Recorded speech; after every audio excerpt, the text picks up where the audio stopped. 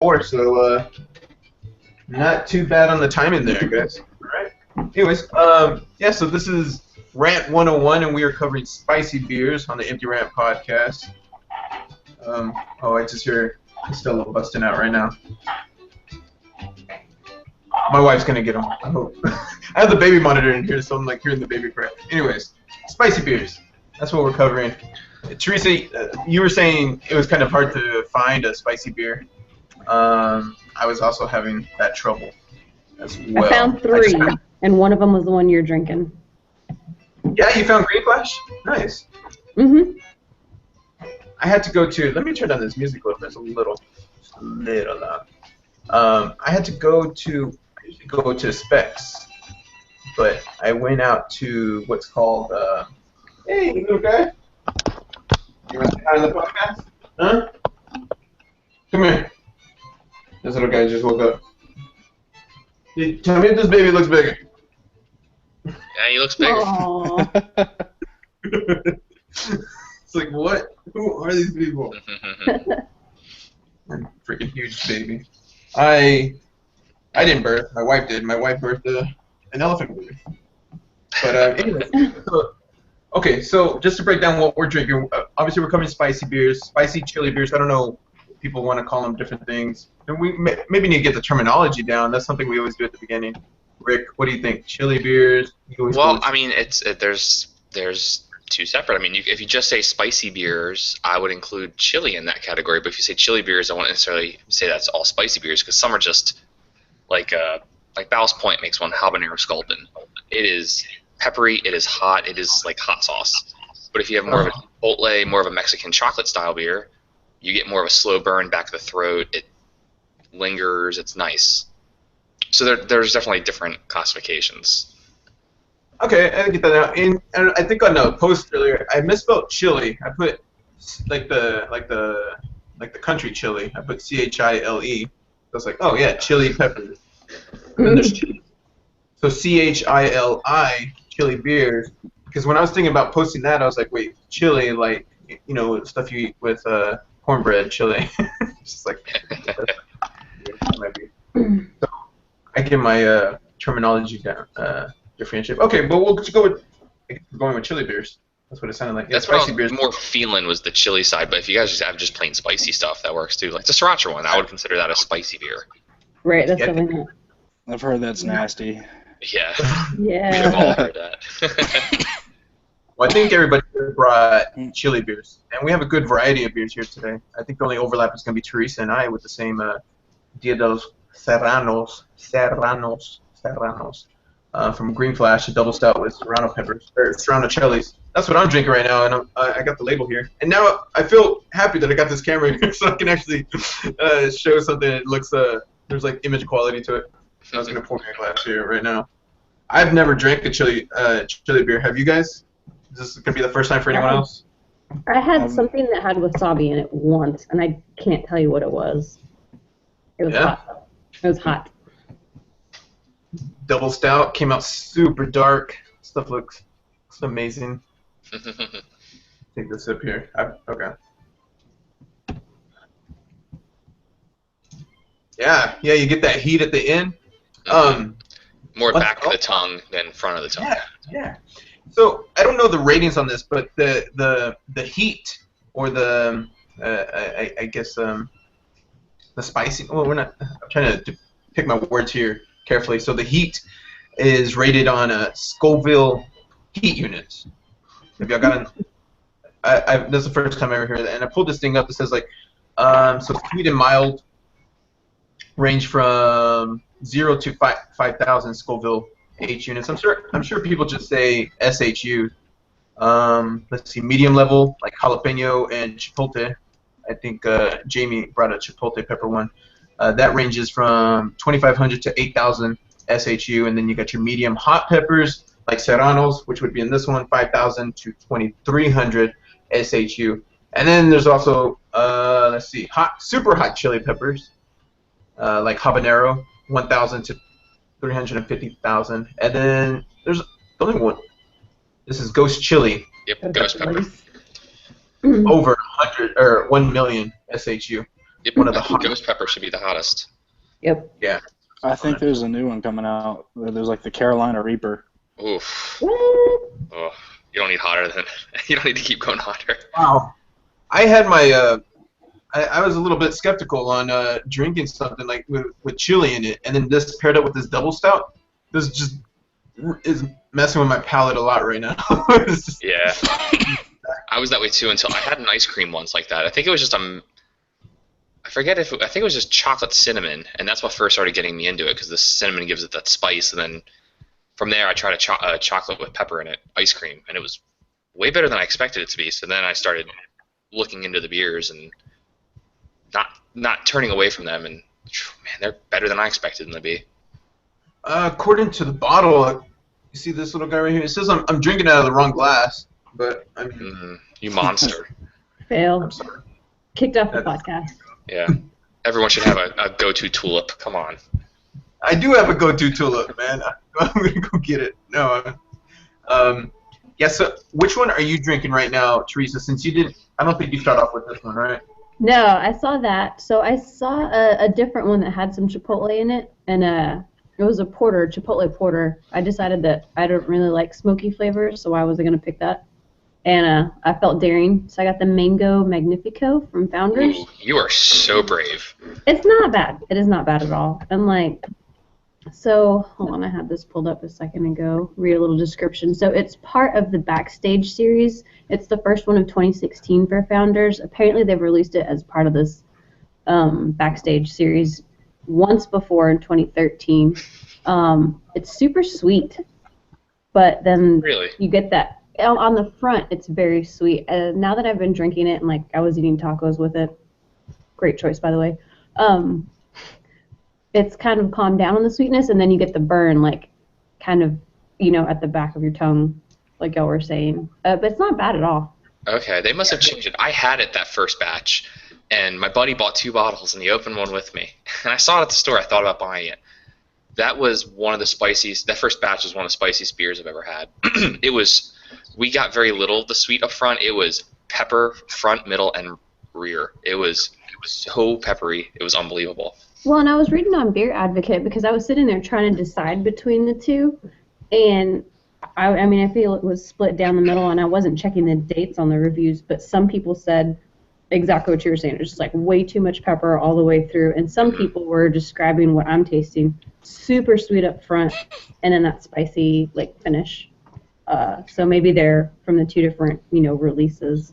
It could just be preference too. How could it even be bottle to bottle variation?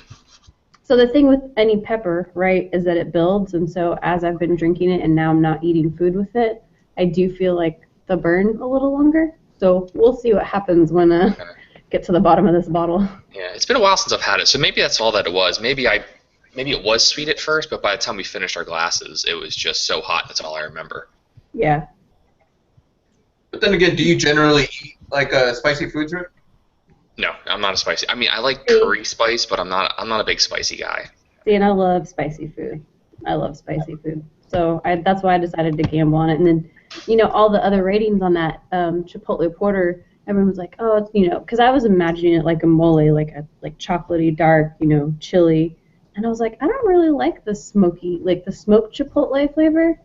Mm-hmm. I like it at Chipotle on my burritos, but like in other things, I don't really care for. I think we talked about like smoky beers once. Yeah. Not a fan. I think so. I'm not a fan of bourbon that much. So. Smoky beers is going to be our next category. Got it.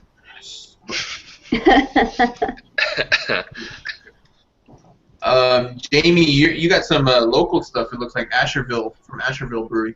Is that what you're drinking right now? Yeah, it's from the Kingsman Project from Asheville, North Carolina. And that's so both of them are from Asheville Brewing? Yeah, both of them are from Asheville Brewing. Oh, okay. Because I saw that you had 2. So Fire Escape and then the Kingsman Project. And I thought Kingsman Project had Highland Brewing around it. I don't know if that was. Yeah, that's Highland is right around that area. It's called the Highlands area. Oh, okay. And it's part of Asheville. That's really cool. That Fire Escape, that's a jalapeno pale ale, right? It's infused with vanilla beans, chipotle peppers, cinnamon sticks, and cocoa nibs. Man, that sounds delicious. That's the Kingsman project. Yeah, That's what I wrote on, the black mocha stout. That's pretty good. Yeah, it's this actually really tasty. yeah. I don't know. I'm on this stout kick right now, and then with this being a double stout with the Serrano chilies, I must say I like many other things that go out of your comfort zone to buy a chili beer has not been one that I've been one of my main objectives to overcome right now. But with this podcast right now, it's really good. I found a new beer place. Not that it matters to anyone, but yeah, you know, it's down on McCardle or Alameda and Staples here in Corpus. If y'all have ever, I'm just kidding. I'm just like, what? Hey, all the times I'm in Corpus, you know how it is. Figure I'd give you directions, but no, it's kind of like what Teresa when she walked into Whole Foods and she found like a whole new variety. That was the same thing I got when I walked into this place called Liquid Town, and I was like, where's this been I mean, where's this place been this whole time? It's just the variety of beer there, and then they had so many different chili beers. I wanted to nab a bunch of them, but I was like, no, just one at a time, and then let's try one, see if I even like it. And I don't know. I'll tell you one thing about this label. It's very simplistic, but I really like it. The angle of it, and then also the text they use, and then it's kind of catchy. Yeah, Green Flash. Yeah. I've never had Green Flash before. Have you had anything else from them? I've had some, but I've had their IPA. Not a huge fan of IPAs, but I've had that one. Nice. they make a double IPA, I think, called Palate Wrecker. I've had that. I Yeah, remember I've had liking that that. too. That's cool. Oh, hey Rick, what are you drinking, man? What's what do you need So I'm Circle. drinking this year's Hunapoo's Stout. Cigar City Brewing makes it down in Tampa. The event was actually just this past Saturday, so it was as fresh of a bottle as you could hope for.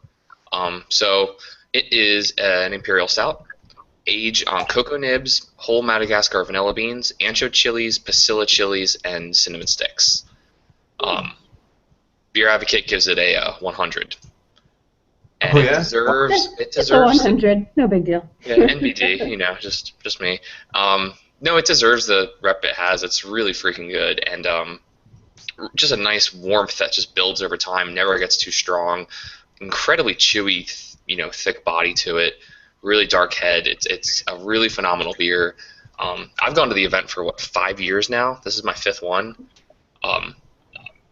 And first 2 years I went, I never bought a single bottle. I was just my friend's mule, and he was taking me there, and I was still getting into beer, and I was poor as heck back then. So needless to say, I did not get any of them. And I'm kind of kicking myself in the butt now, but I've still got 2 from last year, 2 from the year before that, and now I've got 3 from this year. So I've got like a nice little collection of these guys. Do you ever compare them? Here's 2014 and 2015. So yeah, we have done verticals of these a few times, and that's part of the reason I'm doing this is to build them. We did one, so they've also barrel aged this. So we did one what was it, a Saturday where we did a 2-year-old bottle, a fresh bottle, one aged in rum barrels, one aged in apple brandy barrels, and then one that was 50% in rum barrels and 50% in apple brandy barrels, the double barrel Hunapoo. What? We did that whole lineup, and it was awesome because if you look double barrel, if you look at the top 250 beers on Beer Advocate, when double barrel Hunapoo had come out, it was ranked number 2. But you can't stay on that list if you're not in production anymore. So they made it once. For 1 year, it was one of the best beers in the world, and then went away. And I still have one bottle, which I'm pretty happy about. But just the base beer alone is that good. I mean, people trade it. I mean, and this festival is one of the biggest beer festivals in the country. Another big one is Three Floyds' Dark Lord Day, and it's you can read on forums and talk with beer guys, and when it comes down to it, people will start asking, "Oh man, did you get your Dark Lord tickets yet?" And Hunapoo Day is the same way. People are always asking, "Man, did you get your Hunapoo tickets?" I mean, when I was there in line waiting to get in, I was behind all the Jacksonville people. It was too funny. Yeah. So the people I go to most beer events with were all there. Hey. What would be an occasion that you would bust up that bottle? It's hard to say because even though I have a nice little collection, it's just such a good beer. It's hard to pull out. The last one I pulled out besides this was last year around the same time. So I had the festival, and then right afterwards, me and my friends had a Bro Dude weekend. It was the first annual Bro Dude weekend, so I brought one bottle. Other than that, previously, no, that was not the most recent. The most recent time I opened these were my wedding. The night of my wedding, I had last year's bottle, and then the rehearsal dinner, I had the year before that's bottle. What's So, Bro Dude Weekend? What is Bro Dude that? weekend is where we go to my friend's father has the house on Edgewater, which is in a Florida coastal town, and it's a pretty big house. It's on the inlet side, so there's a big yard. It's pretty private, and there's a dock to the waterway. And it's not like we go boating. We just go there just to spend 2 days fishing and drinking beer. Nice, man. Dude, And then last year, a storm came in, so we ended up going inside, and the screened-in patio was just big enough for a cornhole set, and we played cornhole and drank beer until we were super drunk for like 5 hours. Hang on, another one. Well, what's cornhole? Oh man, you know? Okay, I guess that's. Cornhole's the baggy game. We don't call it cornhole here. What do you guys call it in Texas? I've been drinking. I don't remember. What? The beanbag game? Yeah. You have like a piece of wood that's on an angle, and they're separated from each other. Oh, okay. Yeah, beanbags. Hey, Wow. what do we call cornhole here? I've never heard it called cornhole. I don't even know. I didn't know what it was until I moved to Florida. Interesting. But needless to say, it's called I cornhole. think So we it's played a bunch. because we play horseshoes and washers here. Yeah. That's true, too. Either way, Yeah. that's what that game is, and that was Bro Dude Weekend. And our second annual Bro Dude Weekend is in like 4 weeks. How does one apply to be initiated or invited to Bro?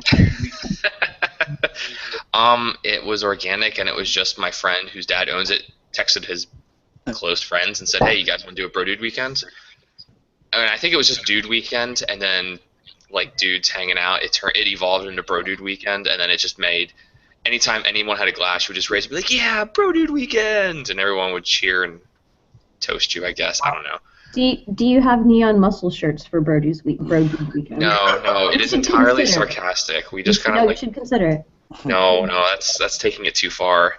That'd be like actually starting to call people bro. You start it sarcastically, and then it just becomes natural. Nope. And then you're out. And then you are a Bro Dude. Oh. Yeah, we're not that. Do y'all wear like khaki shorts with Sperry's? Everybody kind of has like that dark pair of Sperry's. No. Pop that collar. Half of us, Do you have the half of us are salmon? tattooed, and most of them like the same kind of music, which is not. We're so not that. Rick has a pair of salmon shorts. I know he does. A pair of what shorts? Salmon, like that. You know No, that. I do not have anything like that. Closest would be khaki. He's got like blue with like little red anchors. Some boat shoes. Go with those boat shoes. Yeah, Nope.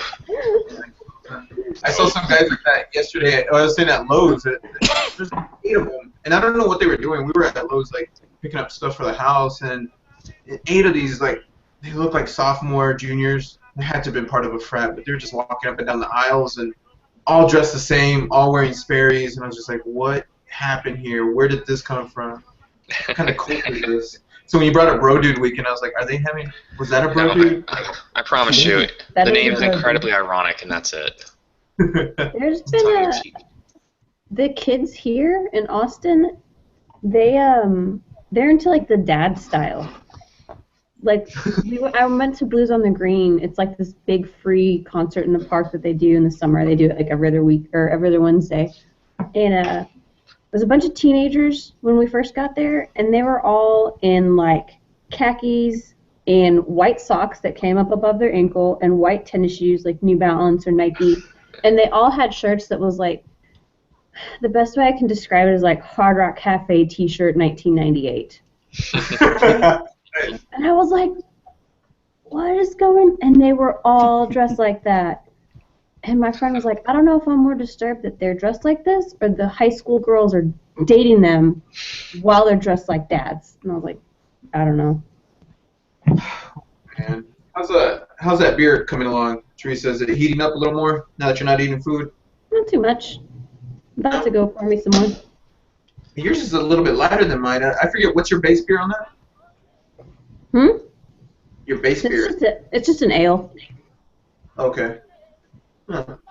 One thing I was reading on here is that most importantly, a chili beer should be a beer first, with chili flavors shining through and rounding out secondary flavors. And it's exactly what's happening here. Definitely get the Hmm. the double stout flavor, very overwhelming at first, and then you get that heat at the end. I don't know. I'm not good with the. It has an undercurrent of heat that hits the palate Damn, approximately. now you sound like Pocahontas. The Yeah, undercurrent of our ancestors. with all the colors. The wind, right? That's Yes. hilarious. Yeah. Let me see. I was reading this other thing.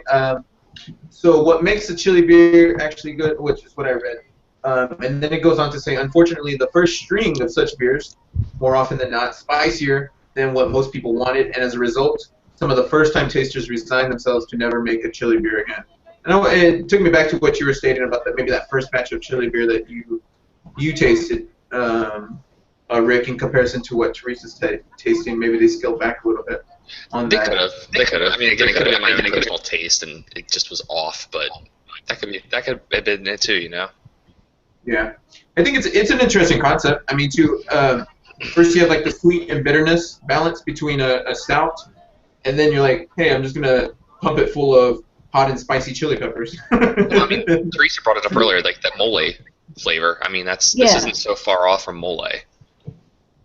Oh, that's Yeah, true. that other brand that I was looking at, McKellar, I think, they had the Chipotle Porter, and then they had something called Mexis Ranger. That was even, I mean, literally reading that description was like reading a description for mole sauce. I didn't Yeah, even feel the like it was, Chipotle Porter from them is pretty good. I've had the barrel aged version, which is really solid, but the regular too, it's definitely smoky. It's more like smoked Chipotle. yeah, something like that. And I wasn't really in the mood for a dark beer. It's so nice and warm here, so. Let's see here. I'm gonna pull up this list. We can check out some of these. This is Yay! List time, the everybody. top five chili infused beers that bring the heat. And let's go to screen share here and get that going. I like our connection lately, and I hope I'm not jinxing myself now, but we're doing all Yep. right. We're fucked for life now, thanks. I don't know what I'm saying. Maybe I don't know if your husband, maybe he's not playing Xbox right now. Maybe that's what... Questionable. I don't know. Okay. Anyway. Okay, so up on this, this comes out from Stone Brewing. You know, we know Stone Brewing. It's one of the more, I guess, the more older established breweries. Smoked porter with chipotle peppers. I need to be on the lookout. Let me see when Stone Brewing. It was, Yeah. Okay, so you've had this one. yeah, This, it was smoky. It was good though. I liked it. Because honestly, if you can see right there, it said it's only 5.9%. It made it just a nice light dark beer with that pepper heat. So this is when a Stone Brewing employee suggested that the company make a special beer for Cinco de Mayo, otherwise as my lighter-colored friends would say, Drinko de Mayo. In 2006, that this 5.9% ABV Hot Shot Porter was born.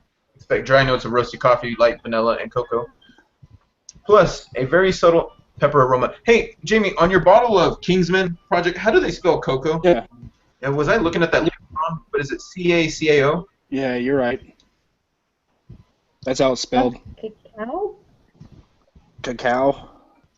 Cacao? Is that... I've never heard of cacao nibs. Do they mean cocoa nibs? Actually, Hunapu has it that way too. CACAO. And then when I'm looking at it over here, it's C-O-C-O-A. Cocoa nibs, cacao nibs. I mean, I'm assuming it's the same thing.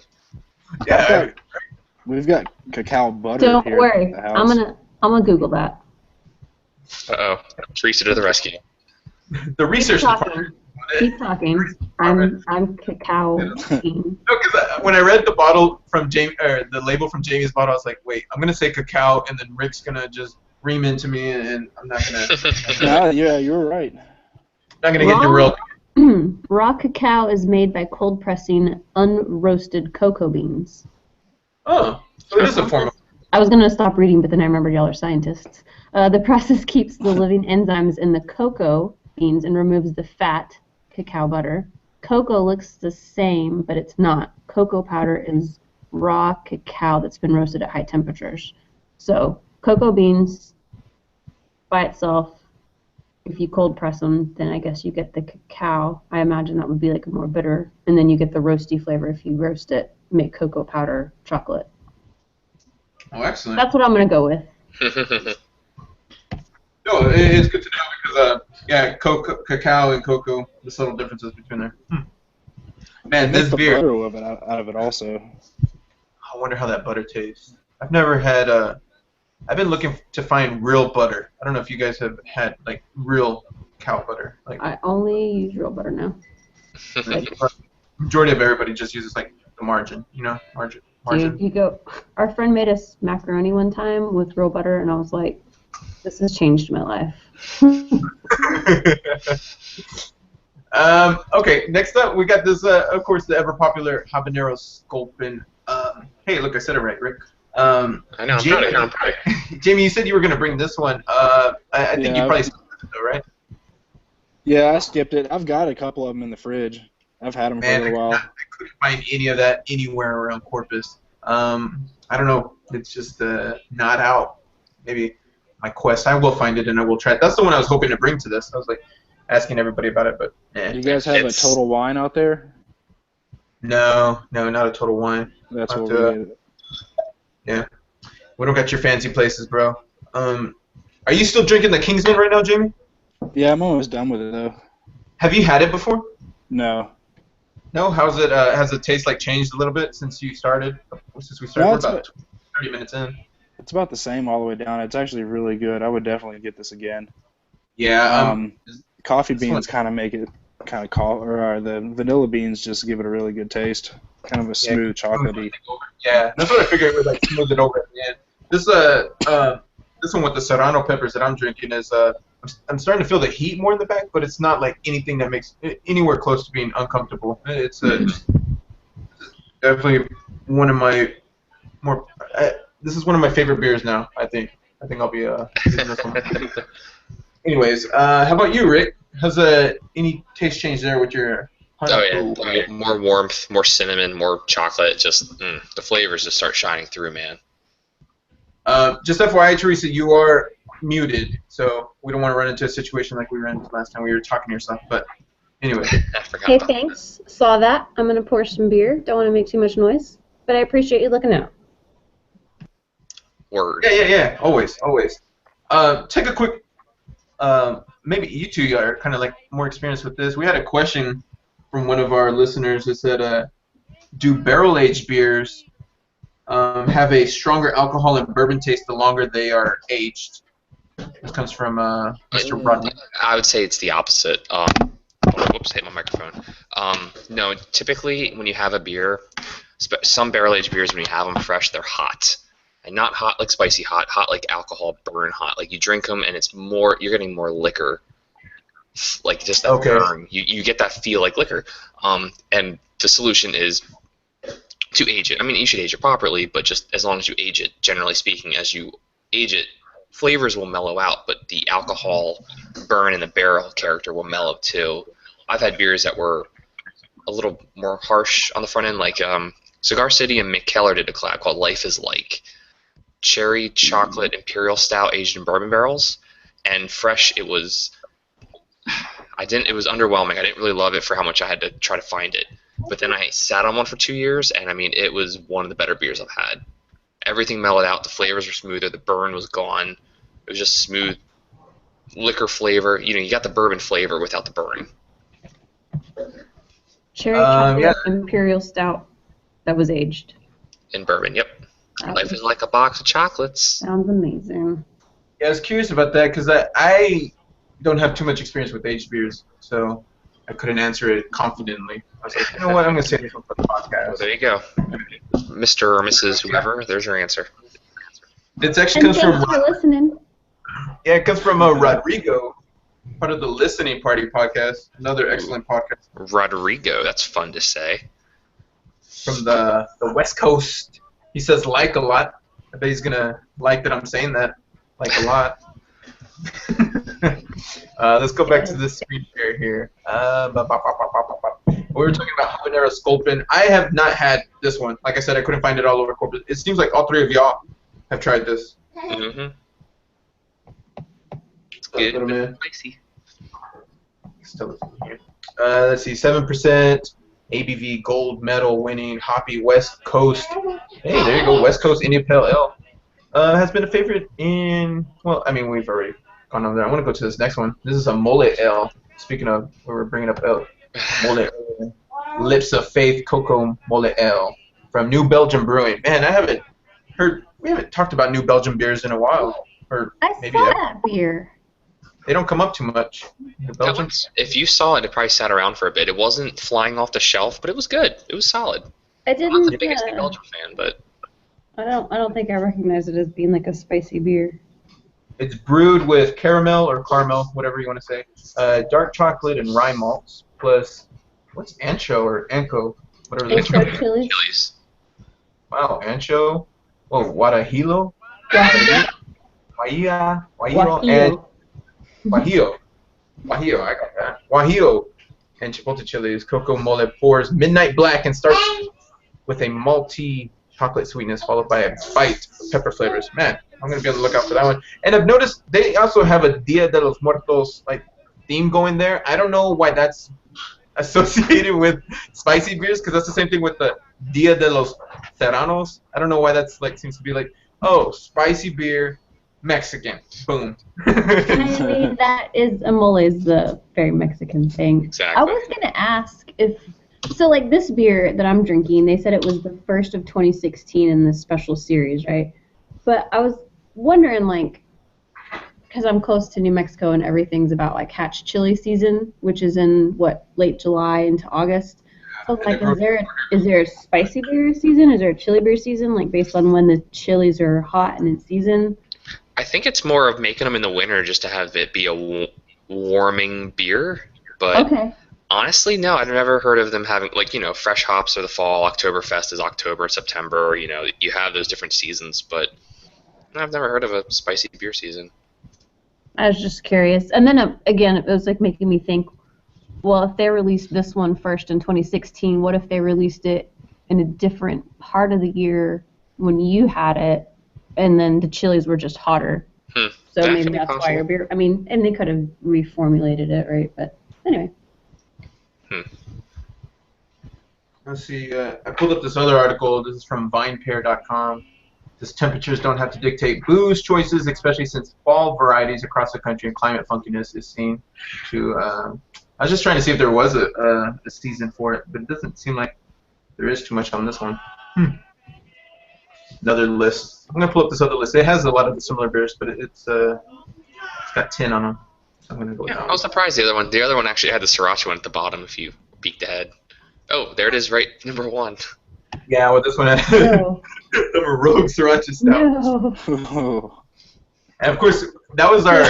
So we don't trust this website, right? Is what we just That's said. like the Donald Trump of beer. What's what episode was that, Rick? That Dude, that was like number 3. Wasn't that Randall's first episode? yeah. What were we drinking? I think we were drinking. I popped Was that Three bottle. Philosophers? Yeah, 3 philosophers. Boom, exactly. They were drinking 3 philosophers, and then he was drinking sriracha. Oh. I haven't tried this one. Have you had this one, Jamie? No, I have not. No, I don't. This doesn't look like something. Maybe people are drinking like Chinese food. I don't know, like sriracha, Chinese know. noodle. I put sriracha on my eggs in the morning, but I don't know if I could drink it in the beer. That's just that's. Put some hair on your chest, man. There you go. Of course, the Ballast Point, and then this is the one named after what is it? I'm blanking. Rapper, Say. right? My Yeah. Wu-Tang. Wu-Tang Clan. Yeah, I was like, and oh the god, I Twisted said rapper out loud. Please let it be a rapper. Holy shit, Randall just got here. Hang on, wait up. Hey, What that is is this? extremely Who is punctual. here right now? Absolutely late. Speaking of sriracha beer, what's up, Randall? Are you there? Are you live with us? Are you drinking a sriracha beer? Please be drinking. Hello, Randall. We missed you. Randall, when you come online, unmute your mic. We got you, man. But let's talk about this Twisted Pine Ghostface Killer real quick. See, they they pulled out all the stops or chilies for this one. It has 6 chilies: Anaheim, Fresno, Jalapeno, Serrano, Habanero, and Ghost Chili. Those Damn, are all make hot.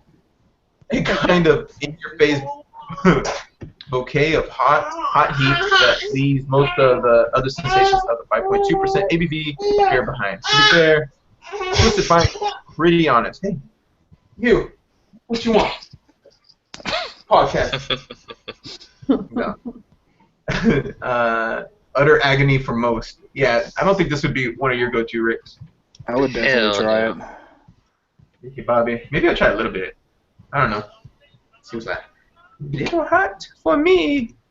You know, speaking of, you're saying that you put a sriracha on your eggs in the morning. Since our last podcast, and I meant to bring this up, we're talking about food. I started Rick, I don't know how you determine how many calories you're supposed to. I don't know. This is just going off on a side rant. Because I did some meal prepping based off of ifitfitsyourmacros.com. And I know all 3 of y'all are like all into fitness and whatnot. You fitness junkies, you. And so I found out I was putting like way too much rice when I was meal prepping.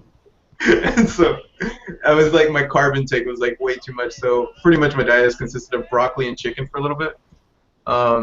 Substituting that in, and then the other thing that surprised me was Laura's like half portion. I'm doing like 2,400 calories. She's supposed to be doing 1,400. Different size proportions, and we were eating like the same proportion this whole time. It's like things you learn, and that's a result of the last podcast when we were talking about that. But anyways, I just thought I'd bring that up. I don't know, like Jamie, you're still into wait, what do you? Yeah, I'm still doing CrossFit and jiu-jitsu, but I don't count my macros. No? No, I just eat kind of like more paleo, but I only only do about the size of my hand, about the size of my palm for a serving. Of M&Ms, right? Yeah, well that's usually When I was trying to figure out like how to meal prep and stuff like that, I was putting in what if I just ate like 5 donuts in a day with that, my requirements. Everything is just like, this is a horrible diet. But anyways, I just thought I'd bring that up because Rick inspired me with every Sunday. Macro. Paleo diet, man. So what is the paleo diet exactly? It's just like what you would eat if you were a caveman, or? Pretty much, it's no rice, no grains, no dairy. Do what? Tiger meat, like if you hunted a lot of chicken. Yeah. Raw chicken. No, lots of chicken. Nice. Lots of chicken, steak. We don't do a lot of pork. We do bacon though. Other than that, we maybe make a little bit of sausage with it. That's cool, man. This beer is starting to make me sweat a little bit over here. I don't know. When I poured my beer or refilled it, I realized it was 10% alcohol. So. Nice. Yeah. That's happening. I can smell the serrano peppers, but I don't taste it immediately when I drink it. So that's something what it does. As I consume it. Which one did you open up, Teresa? Oh no, I had a bomber of the mango. So. How's the mango? Is the mango kind of subtle, or is it? No, it was pretty heavy on the front, and like, I feel like mango's super sweet. Yeah. I had that Founder's Rubaeus. Is that how you say it? That's how I say it. Okay, so I had that one, and I get the same flavor off of it where, like, I don't know if y'all drink, probably not, like cocktails very much. Like, you can tell the difference when they have a syrup, like a pomegranate syrup versus, like, fresh pomegranate. And that's what I get off of both of these drinks. It tastes syrupy. It doesn't taste like a fresh fruit. So, that's kind of annoying. But then you have it's all right. What was I gonna say about that? I guess yeah, I totally blanked out right there what we were gonna talk about. How much? You got a bomber too, Rick, right? It's a 750 ml actually. I need clarification there. So how many mils is the bomber? 22 ounces. 22 ounces. So you have 12-ounce bottles, 22-ounce bombers, and then 750 ml bottles. I think a 22 Yeah. ounce bottles equals out to like 1 pint plus 6 ounces.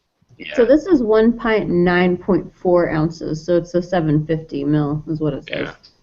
Oh, I got Math. 1 and 6 ounces. So Okay, no, I've got one. Yeah. is this considered a bomber then, or is this more? What was it Nice. weighing? Or wait, what was the volume? Rick, get your head in the game, man. I'm What are you trying. doing I'm trying. I'm slipping over here. Slipping. It's that Hunapuku, man. Well, I got excited. Randall was here, then he left. My emotions are all fluttered. Right? Why does he flirt with us like that? What kind of tease is that? Huh. Son of a Easy bitch. tease. No, I was just saying that this is 8.8%. Holy. Huh. That's maybe why I'm sweating right now. Hey, let's go through the rest of this list real quick. Let's see here. Share your screen, son. Yeah, so we already covered this one, the Coque Mole down here, but this one right above, Night Shift Brewing Company, Viva Habanero. This is one of the less about disruption by. Oh, okay. Is this guy teasing us again? Randall, you teasing us? Yep. What? Well, I swear. This guy. Whatever, Randall. In and out, in and out. Just a tease, bro.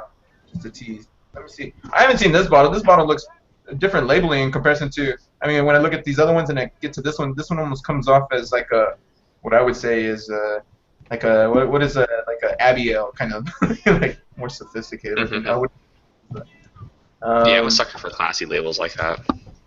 Especially a it's cork got- and cage. Oh, okay. So this is a rye beer. The base beer here is rye, and then it has habaneros added in. Cool. After fermentation, even some sweet agave nectar added to balance out the heat. That makes sense. I mean, it makes sense why you would add the sweetness in. After that, let me see. We got two other ones. This one's Dogfish hit. This one says best overall. Has this really highlighted for us, so we can make sure we see that.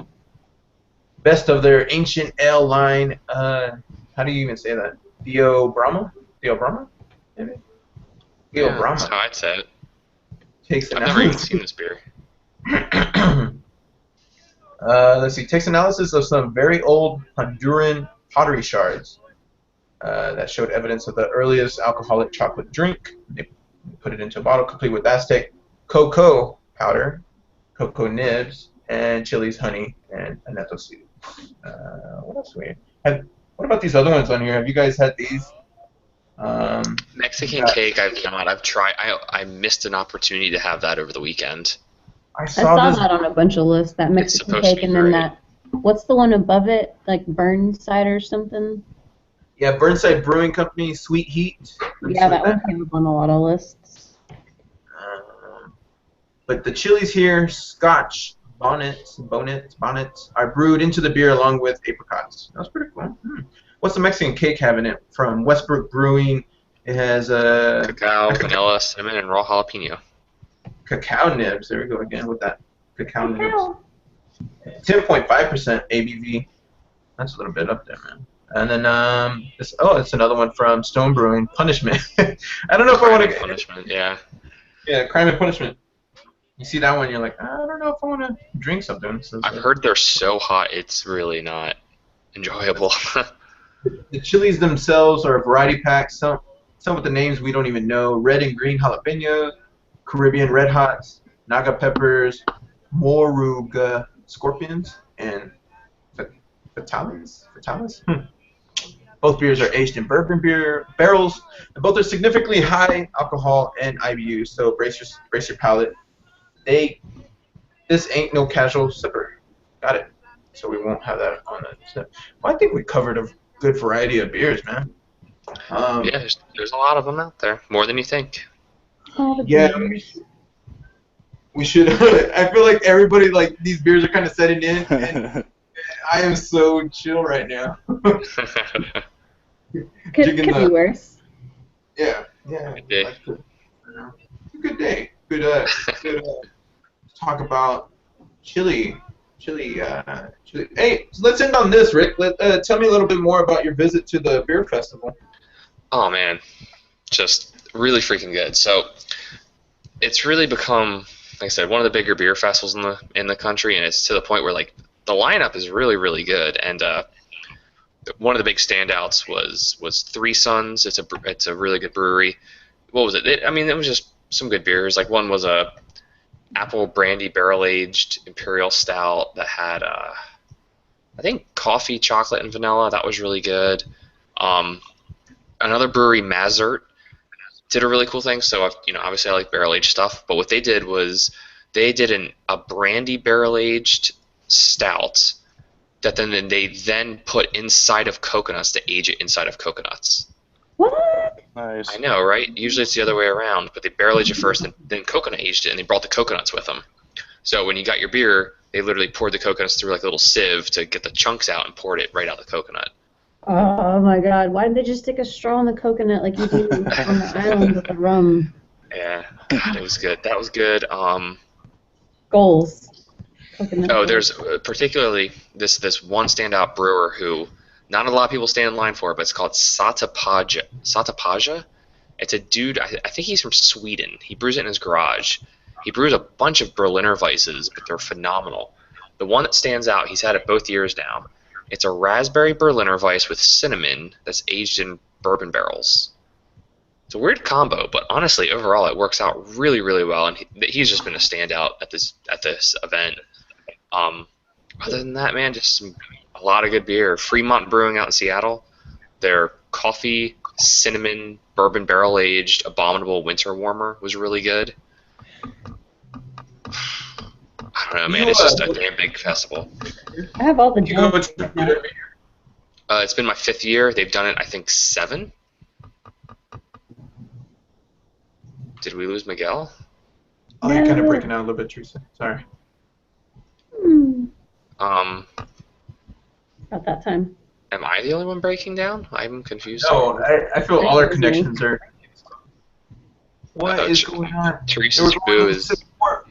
I actually hear you guys okay. No, it's getting to 10 o'clock, and doesn't Teresa's connection get kind of wonky around this time? For real, 'cause I Xbox. can hear y'all okay. Yeah. Well, now I can hear you. But okay, hang on, Rick. You said this is your 5th year? 5th year, and there's been 7 total, I want to say. Oh, 7 total. That's not bad, man. You got a good little No. track record. First 2, I didn't really do much, though. I was mostly going, and like I said, I was poor, so I wasn't really. The original events where you got there early just to get the ability to buy the bottles later, and then there was like a festival, but you'd have to buy tokens, and then the tokens are for the beer.